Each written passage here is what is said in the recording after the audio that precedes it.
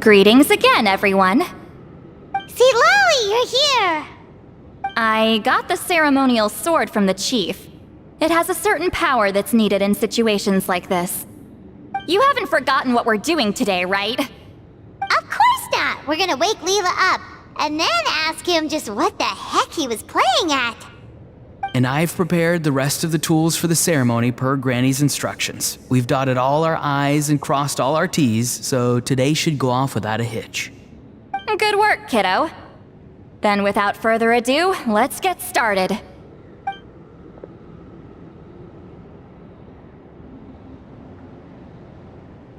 I give offerings from the mystic smoke, the gift of stars on a moonless night, a wreath of dreams in the swirling wind. Glory be to the ruler of death. Fade, fade, fade. Thrice uttered and thrice repeated. Whoa! Is this one of her magic spells? This whole place suddenly got cold. What's happening? Keep your voice down. We mustn't disturb her. We, the children of the Priest King, swear to abide by the ancient pact and tear through the veil of the Night Realm. I am Citlali. Hear my command. I am the Shepherd of Doomsday. I am Akul Batil. Oh, look! Leela's spirit is back. It's coming towards his body. I shall pierce the cloak of night with flintstone and banish all souls that do not belong to the land of the dead. Leela, obey my command and return to the land where the sun shines. Return to your own path. Did it work?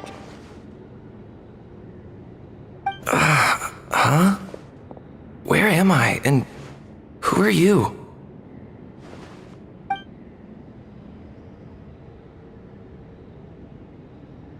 Whoa! Granny Citlali, High Priestess Citlali, please have mercy! Oh, guilty conscience, huh? So, you know full well what you've done. Do you have any idea how close you were to never making it back? Or maybe you thought life would be more fun as an inanimate object. I'm sorry, I messed up, and I'll face the consequences. Oh, you sure about that? Then say goodbye to your parents. Tell them this. Goodbye, Mom and Dad. I've realized I enjoy life as an empty shell so much that I've decided to get Granny Citlali to turn me into a stone statue, so I can stand guard over her house for the next 100 years. No, please! Please don't, I'm begging you. I'll never do this again, I promise. Thank you, High Priestess Citlali. Thank you for rescuing me. Don't thank me. Thank my grandson. If he hadn't sensed something was amiss, I wouldn't have bothered getting involved. You're more than welcome, Leela. And don't mind Granny. She's all bark and no bite. We're just glad that you're okay. Besides, someone tricked you into doing this, didn't they? That Kokchu guy. He's the real culprit here. No, Mr. Kokuchu had nothing to do with it. It was all my doing. Huh? Well, he suggested the method of using a powerful spirit relic as a medium, but it was my decision to go through with it. I wasn't coerced or anything. I'm sorry. I'm the one to blame. The brainwashing is strong with this one. So did Kokuchu provide the relic? He did. He said it was a treasure related to the Mare Javari. Right, so that proves it. He was using you. He coaxed you into doing the clairvoyance for him. But I'm a spirit duffer who can't cast a single spell. What use would I be to him? Guys like me couldn't sense a spirit even if we spent the rest of our lives sitting and meditating. But Mr. Kokuchu said that if I brute force the spell and immerse myself in a spiritually rich substance, I might be able to catch a glimpse of one. It seems like my only option. Still, brute forcing a spell when you're a spirit duffer is like forcing yourself to run a marathon without any legs. If it wasn't for Citlali, you'd have been lost forever. I know, I'm sorry. It's just... Everyone in this tribe is so amazingly talented, and then there's me. I just didn't want to be the odd one out anymore. I totally understand how you feel, Leela.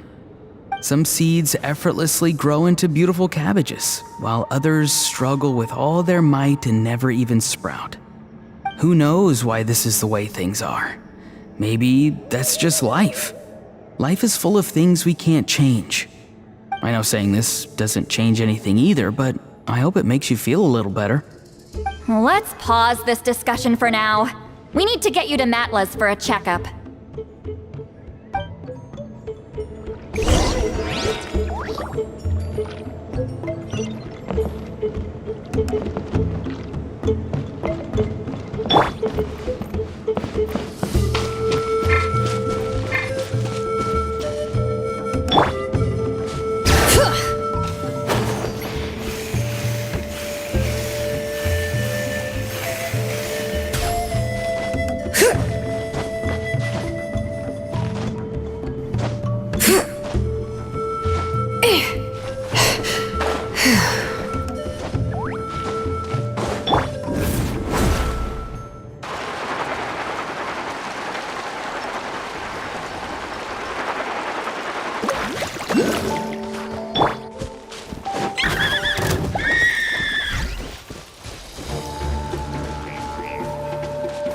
Bring it!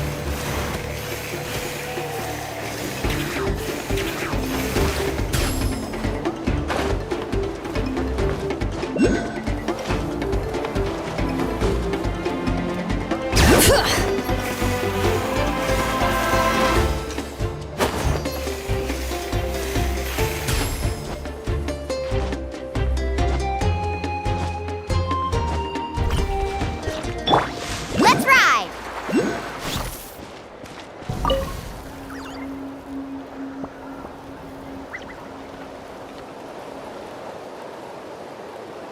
Okay, looking good. Seems like this guy got off lightly.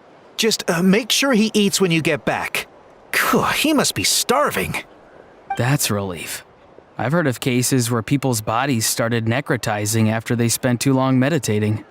What a horrifying thought!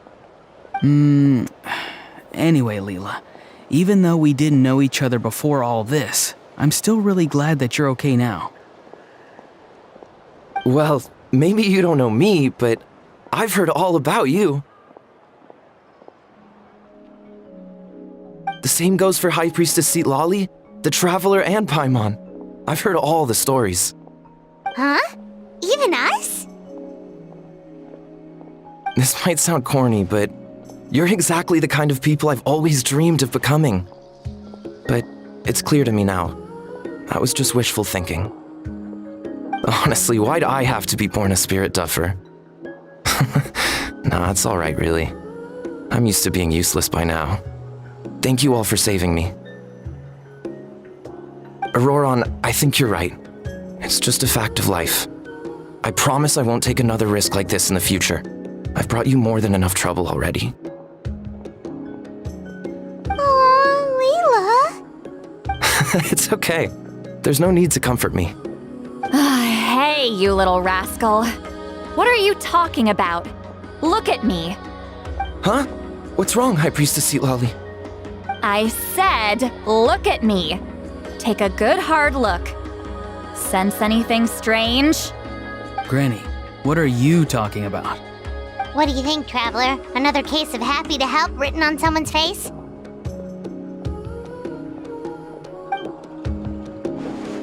Hold on. I think. Either my mind's playing tricks on me, or her entire body is an illusion. No, it must just be my imagination. I wouldn't be able to see through something like that. Wait, I know this trick. It's the same one I used a while back. Granny snuck away from right under our noses. You see? You can perceive some spiritual abnormalities now. Congratulations.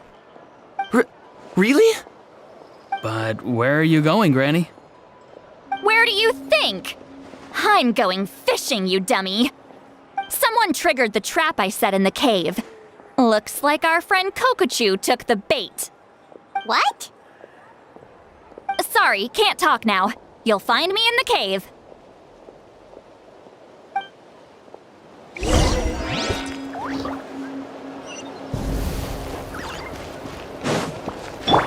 All right. Woohoo!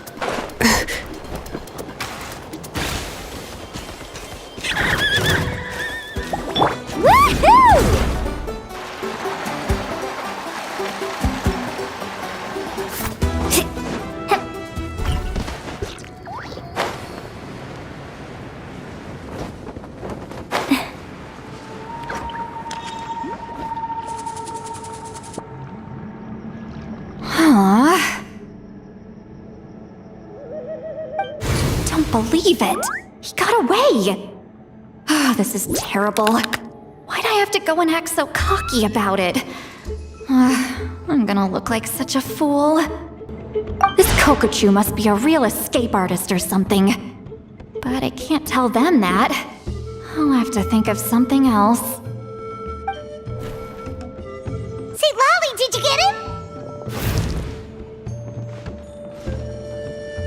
Given that she's the only person here, I'm guessing no.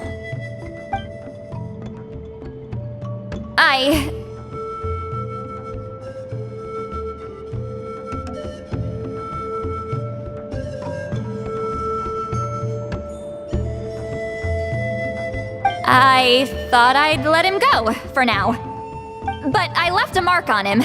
So if he comes around here again, I'll be able to track his every move. Oh, so Granny had only pretended to leave the cave, when in fact she'd set up a whole trap for him and was lying in wait. Ah, so just like how you caught Ororon! But how did you know Kokochu would come here? Because I planted the bait here. The Mare Javari map and the bow shard. Left them both on the table. I had a feeling those were what he was truly after. And sure enough, my trap was triggered just moments after we left. So you really did set up traps here after all, huh? Of course.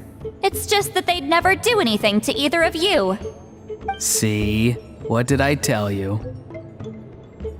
So, Mr. Kokochu, you used me after all. This whole time, all you wanted was to find the location of the Mare Javari.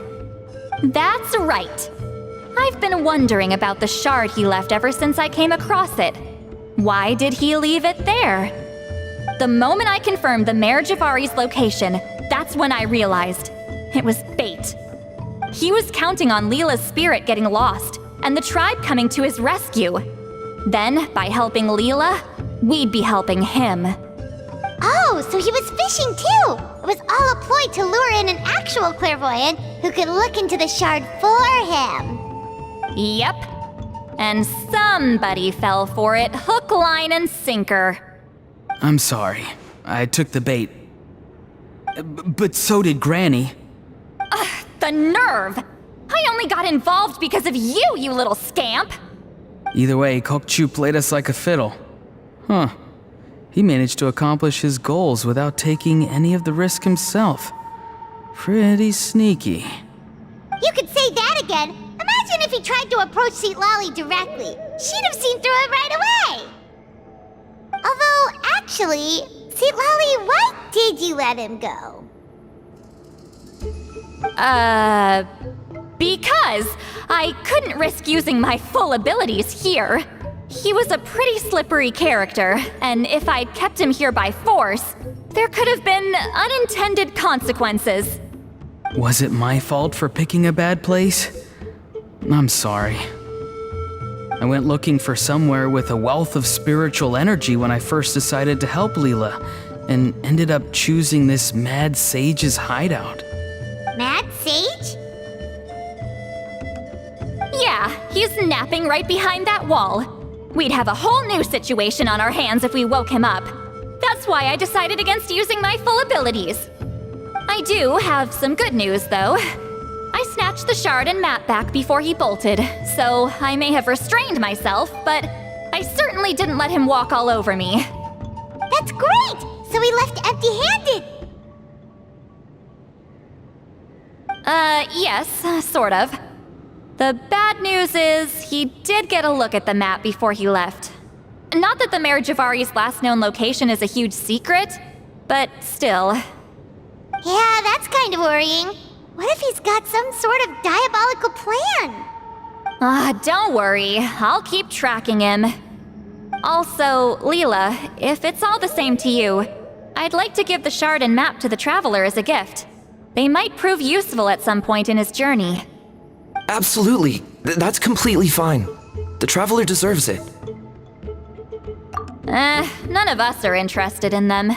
And if there's any chance of them leading you to the Mayor Javari, I'm sure an adventurer like you wouldn't want to pass on that opportunity.